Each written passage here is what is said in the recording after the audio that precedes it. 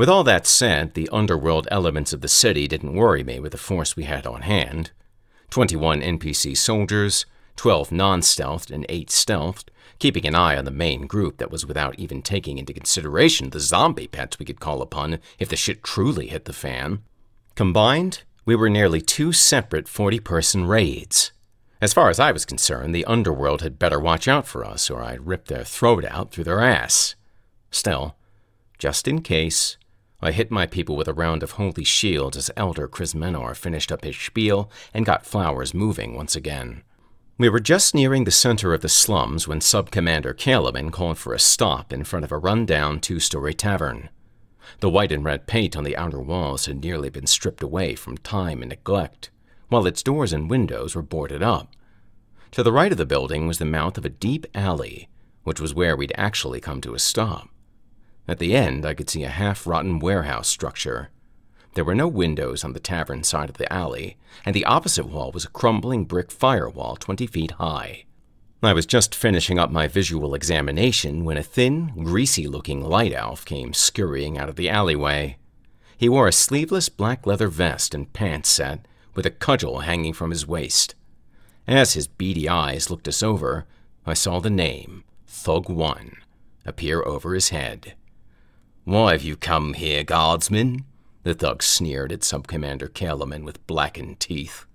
I saw the soldiers around us grip their weapons tighter as the Sub-Commander's face darkened in anger. Before he could snap at the man, Elder Crismenor spoke up in a friendly voice. "No, my good man. We are simply to make a purchase of 40 coffins from your fine establishment." As he talked, a second thug, aptly named Thug 2, stepped out of the alleyway. The 2 criminals looked at each other questioningly before the first one gave a shrug to his partner. "Follow me. 20 silver per box, and you load 'em yourselves," Thug 1 said as Thug 2 spat at the guardsman. "But the watch stay here." As the thugs headed back down the alley to the warehouse, Sub-Commander Kalaman leaned to whisper into my ear. "I release you from your vow in this place. Do whatever it is you need to do and come back. Just know, my soldiers and I cannot help you here." For a second, I wanted to curse the man to his face as I took a deep breath to calm my nerves. Something was not right here.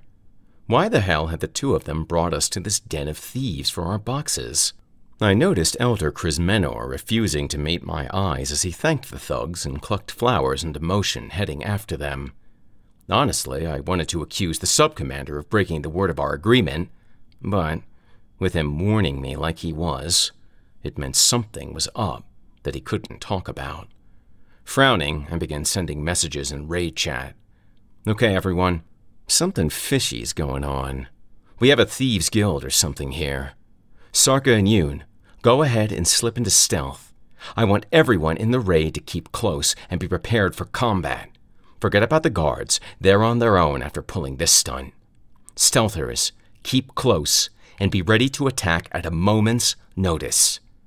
Otherwise, stay hidden. I don't want to show our hand off ahead of time if we can help it."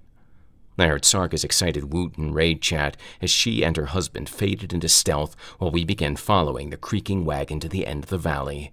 I was in the lead with Thomas at my side and the rest of the visible devil dogs in loose formation behind us, with Thompson and Sarah in the middle. Coming to a stop, I told everyone to start unloading the zombies. Making sure that everyone understood that meant not by having them move themselves, but by carrying them out of the wagon like regular corpses. My eyes covertly swept the warehouse, taking note of the 20 or so thugs hanging around in small groups within the immense structure, eyeing us like fresh meat in a jailhouse walk to our cell. They were all in that level 20 to 25 range. The coffins we needed were stacked up along the back wall. The tavern side of the warehouse had the first functional door that I'd yet to see to enter the building. In front of the entranceway was a long, thick, butcher block table, with a massive light elf standing before it. Although, calling the disgusting bastard a light elf was a misnomer to say the least. The NPC was obviously a halfling. Not a half-elf like me, but something horribly different. His skin was maggot white,